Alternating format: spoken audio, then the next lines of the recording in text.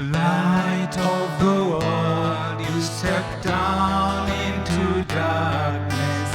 Open my eyes, let me see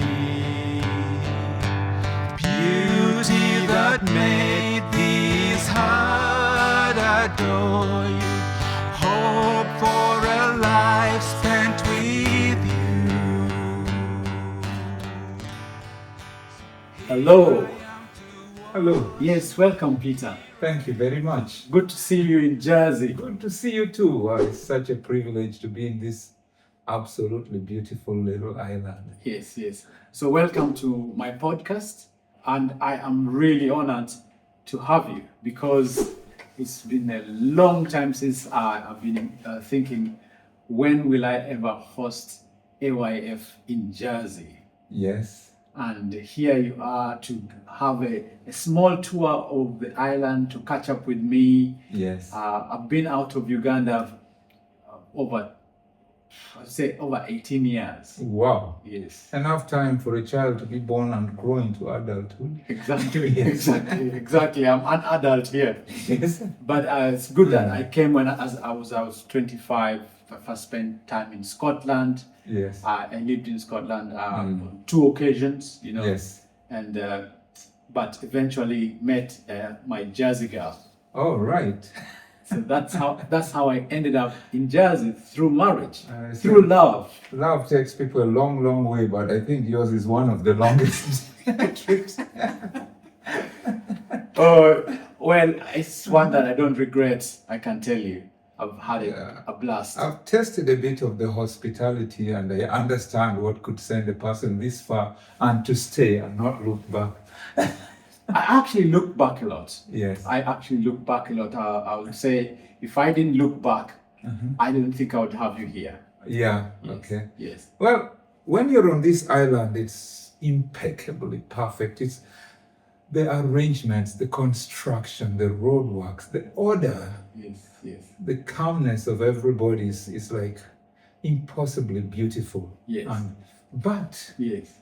there's still that longing for home that I have in spite of all of this. I think that's what makes you look back. That's beautiful. Yes, I was saying as we toured the island with you this evening, Yes. that there was a particular home I really loved. I said I would love that to be my house. Yes. If I could plant it in Uganda. Now, you make such impossible statements. Yes.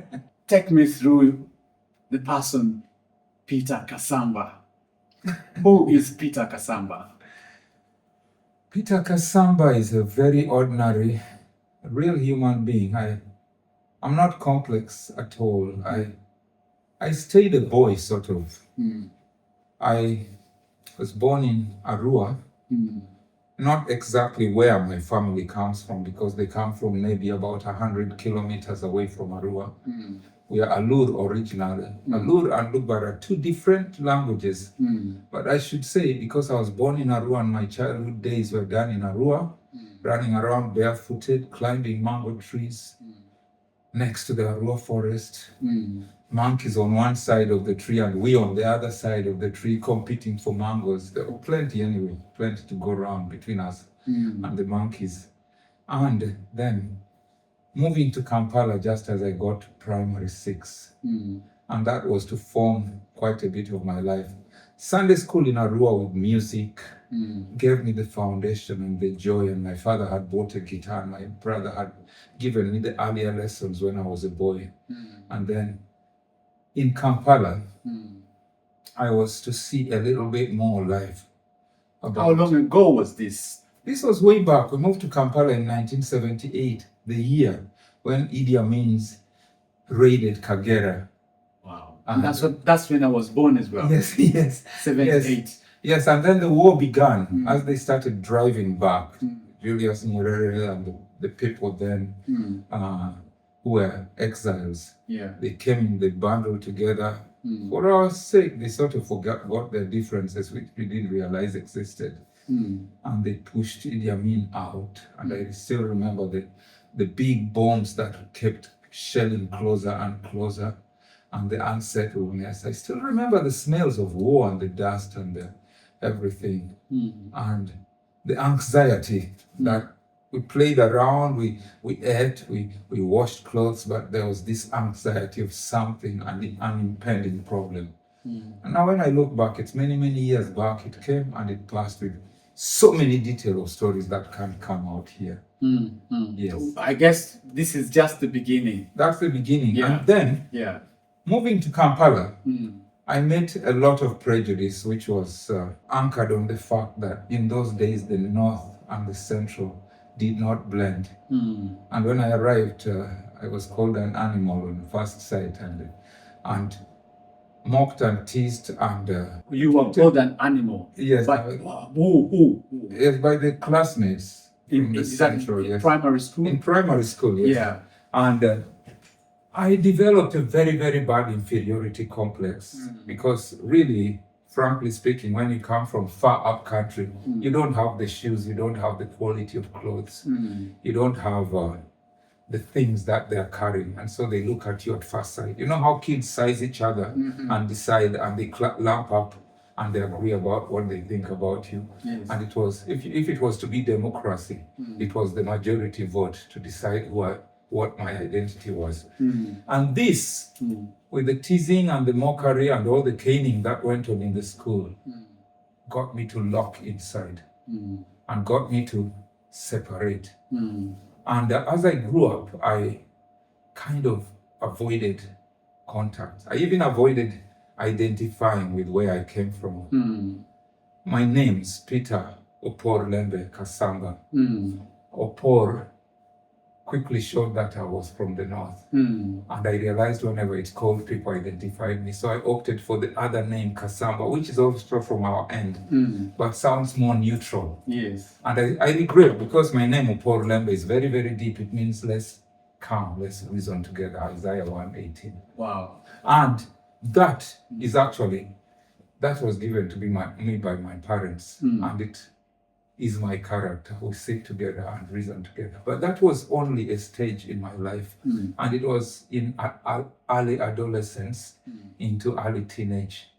Because then when I did P7 unsuccessfully during the 79 war, I repeated it again in Barkwell Primary School. And then passed to go to secondary school. And that's when I decided enough is enough. I've been bullied. Now I'll be the one to give the conditions of interaction with anybody. So I became tough, hard, and vulgar. Now, before we go there, you mentioned something, two things actually, but I'll start with the latter. About your name, the Opor Lembe, you gave us the meaning coming from Isaiah. But then the Kasamba you haven't said, and then you said you regret. What do you regret? I regret not having a name that sounds like exactly where I come from. That's one thing. And then the meaning of the Opor Lembe is deeper.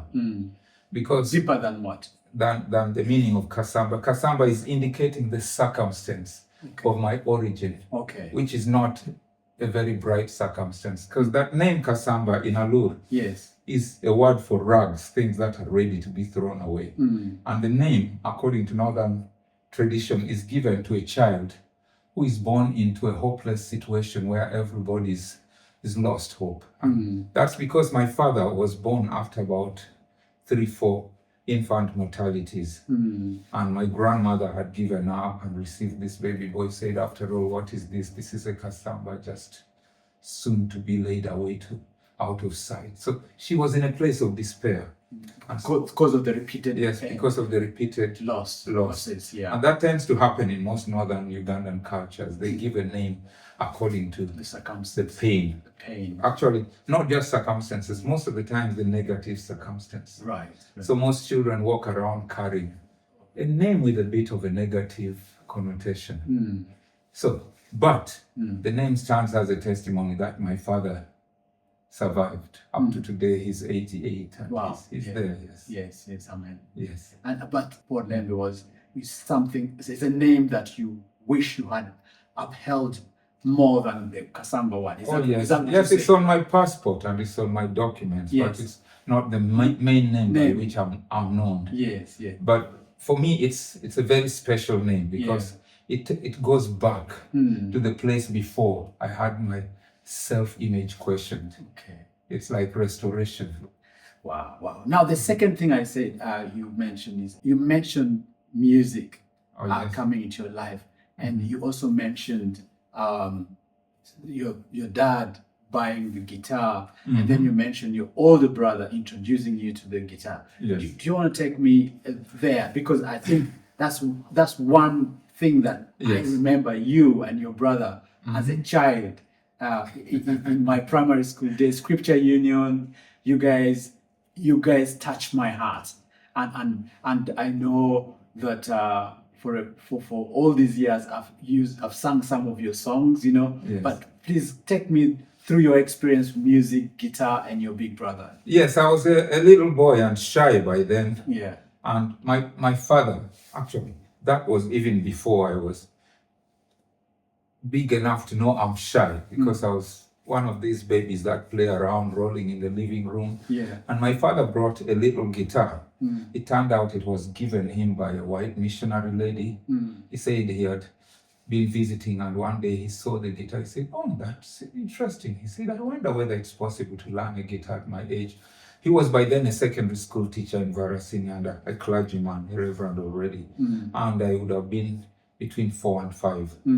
And he said, then to his shock, the lady visited with a guitar and said, "This is for you," and gave him the first lessons. Wow. And I remember I would be playing in the living room as he's learning, and it seemed like he was joking around. But before long, he was playing those choruses, "Though the world has forsaken God," and the choruses they used to sing those days. And he learned to play, and he learned to play and started using it in his chaplaincy ministry in Varasinian Secondary School.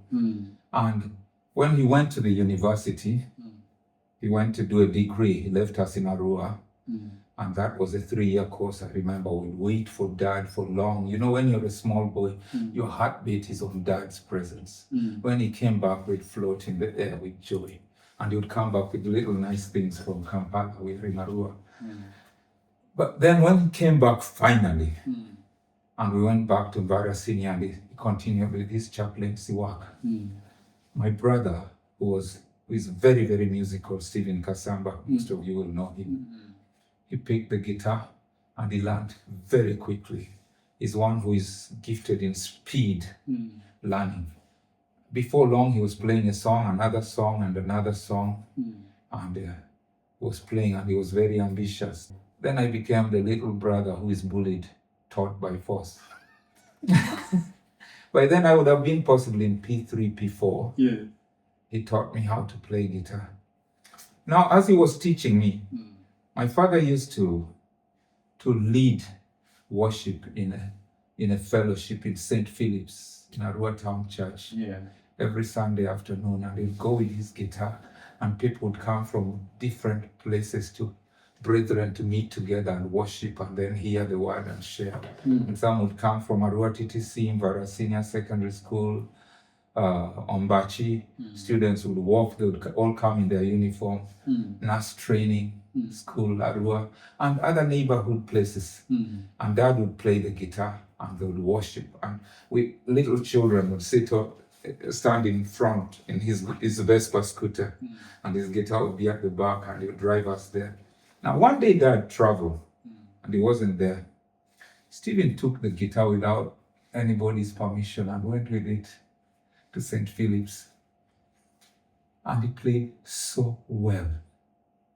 And everybody was amazed. They thought, what is this boy going to do here? And every song he played it and played it. And by then I think he had caught up with Dad, and having been on Dr. Johnson Lulua's lessons, he had gone even further because he was ambitious, very ambitious, and very flexible and very fast.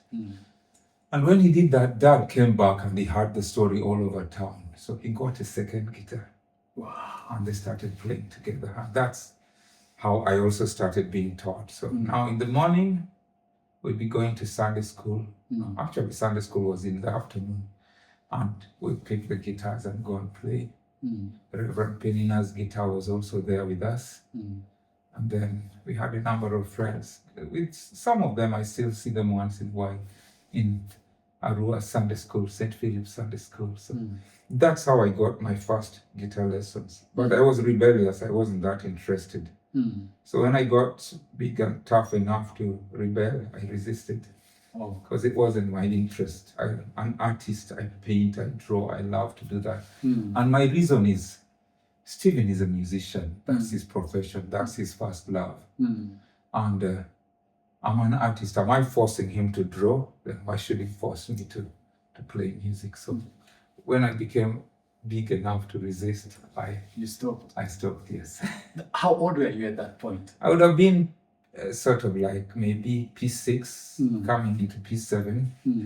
Now, of course, sometimes I would go, when I visited Sunday school, they'll give me a guitar and I'll play. And that's a very, very much needed skill because there's nobody doing it. So while I resisted, the Sunday school still needed me to do it. So I would just go and play for the Sunday school, yes. I think the first time I met you and Peter was at Scripture Union in Vara. Yes. Okay. But I don't know how and when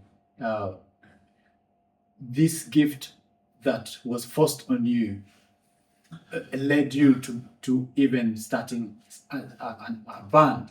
Different levels of this. At a certain point, when I was playing for Sunday school Makerere, there was need. I didn't know I had the gift of songwriting. The Sunday school was going for competition and they needed a song composed and nobody would. So I put together a song. Actually, when I look back, it was beautiful. It was rather big for my age. Oh, do you still not? I still remember it. Can you show us? It was about Joseph. Okay. The competition, the theme was Joseph and his dreams. Yes. So I'll possibly sing a little bit of it.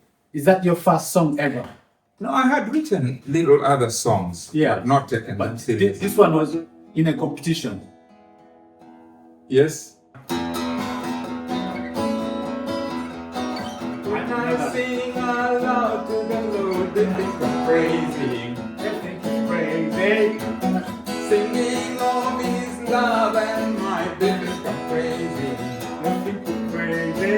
If the Lord is very mighty and worthy of praise, lift up holy hands and magnify Him. His kingdom shall have no end. He shall reign forever and I with Him. You think I'm crazy, walking with my Lord? Do you think I'm crazy? Do you think I'm crazy, singing out His name? Do you think I'm crazy? And if the Savior drives me crazy, I love to be just what it makes me. I want crazy.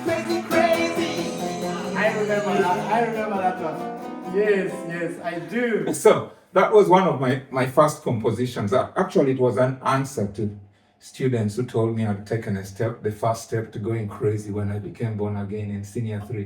So it troubled me a lot because these were pretty girls who were telling me I've gone crazy. When you're teenager, yes. Girls who you thought were pretty start calling you crazy. It shakes your faith. Yes. But when I went and sat to meditate, those are the words that came to me. Yes. And they came with a tune. So I wrote the answer in a song and we started singing it in the dormitory and students loved it. Wow. So when we did that, it was, I think, about a week and a half's tour. Yeah. In the week, we booked 2 days in the Valley Road studio, which is a studio attached to Nairobi Pentecostal Church. And this was not like multi-track recording. We couldn't afford that.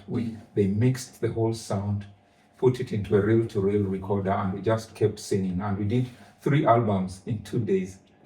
What? Yes, all those songs that you hear on the first 3 albums. Yes. There's The Visitor, there's Come to Me, and there's Beyond the Valley. Yes, Beyond the Valley is the 3rd album. All those were recorded in 3 days. We recorded that, they did it on a tape, and before the end of the week, we were already selling the cassettes. Wow. And they were to sell for the next more than 2 decades of AYF ministry. And up to today, people who were ministered to by them in the secondary school, they still look for that because they are part of the memory of I think I find them, there's there's a link I got recently. Yes. I forget the name of the link. I would love to put it online for those that want to hear more of AYF songs. Oh, yes. We'll put it in the line below. So when we talk about where AYF has come from, where AYF is today, with the experience you've learned overseas, you've gone to many countries, you've gone to the US, you've been to some other African countries, not just Kenya. So I just want to say, with all that experience, AYF stands for Anglican Youth Fellowship. That's right. But you've recently made 61. What is the future of AYF? The future of AYF, AYF, a band, just like a river, doesn't exist if it's not flowing. The AYF is there because it's active and having an impact. When it's singing and you're listening to it, it is there. The name is functional. The name Anglican Youth Fellowship suggests it's for a younger generation. And there's always been the effort to try to bring in younger people to keep it going. But as time goes by, even the old members don't exactly go because they stay in as advisors and they stay in strengthening it. And I am the one in the awkward position of having been there from the day of first formation to date. I have not gone off stage. But the future it lies in both recruitment and the children of those who are there are being brought up. If you look at a program called AYF in Worship on YouTube. AYF in Worship on YouTube. Let's follow AYF in Worship on YouTube.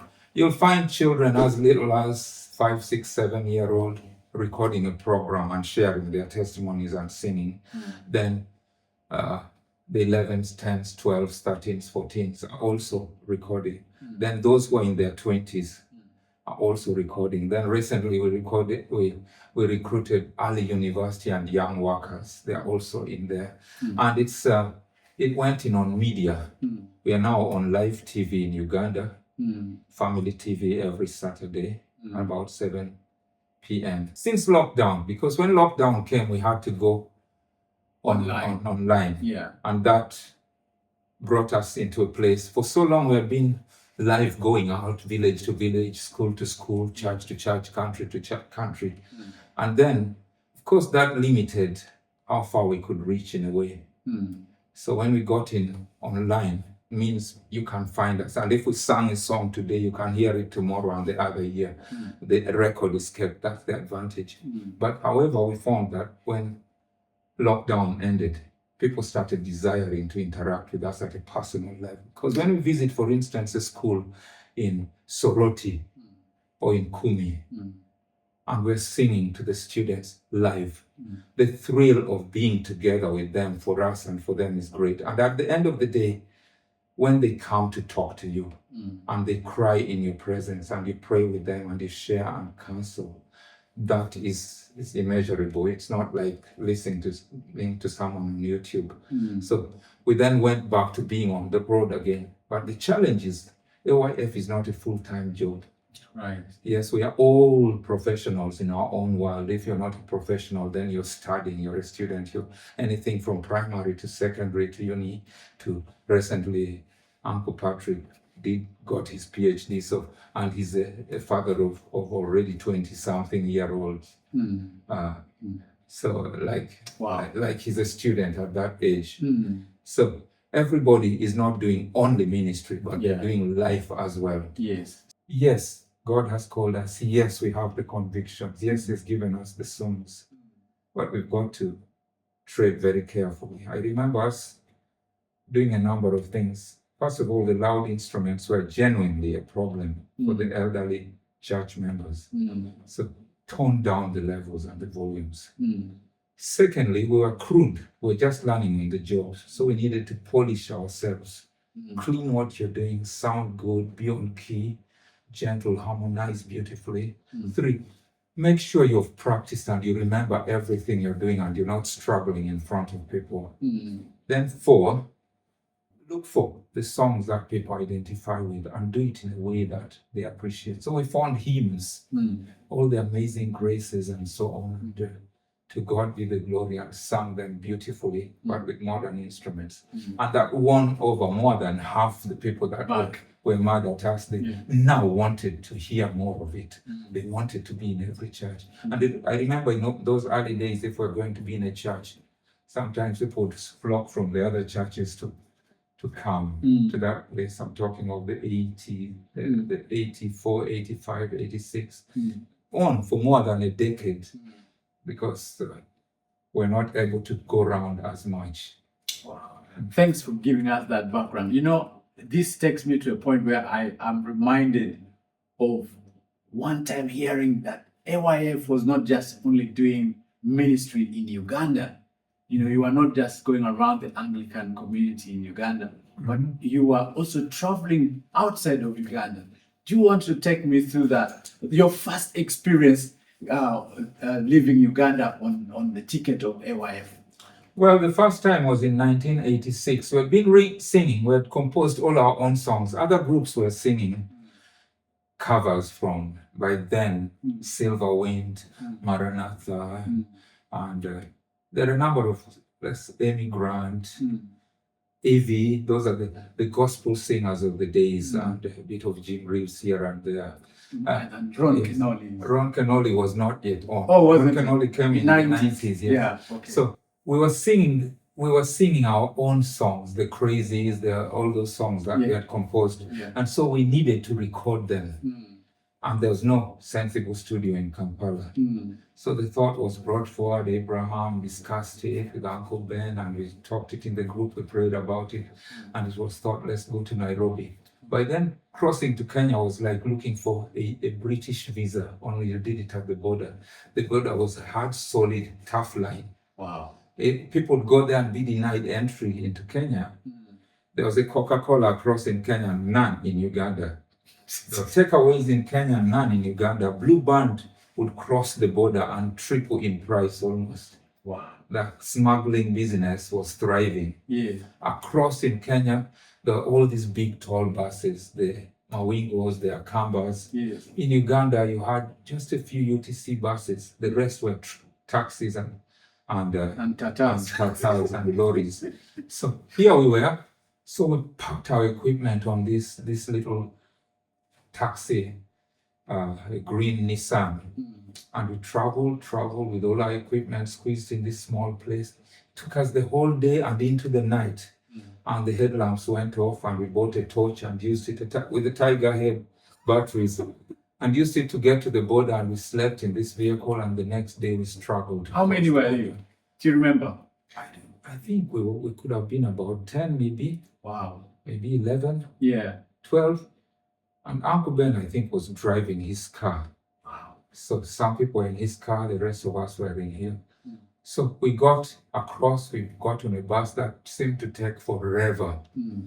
Getting to Nairobi, electricity, shops with things advertised in the windows, supermarkets. That's your first time in Nairobi? Yes, and it was like crossing to a first world. Wow. By then, Nairobi was way cleaner than it is today. Population was much less. It's more order, there was less ruckus. And I say I've been there recently, and it's grown, but grown in a rather clumsy way, as Uganda, multiplied more than 50-fold.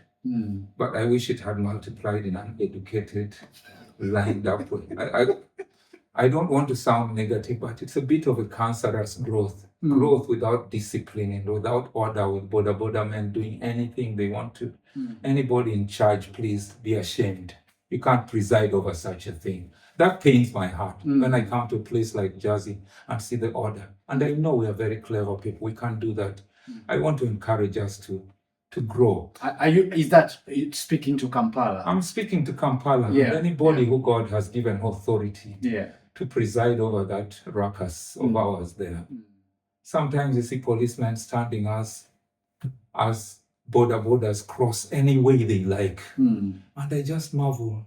Are you in control? Are you in charge? What is the authority in your hands? If you don't talk, who will? Anyway, we leave it there. We just pray for the nation. The Lamb of God, we praise you. We magnify your name. We lift our voices and praise you. Adore your holy name. We raise our voices and praise you. Who is the first and the last? We raise our voices and praise you.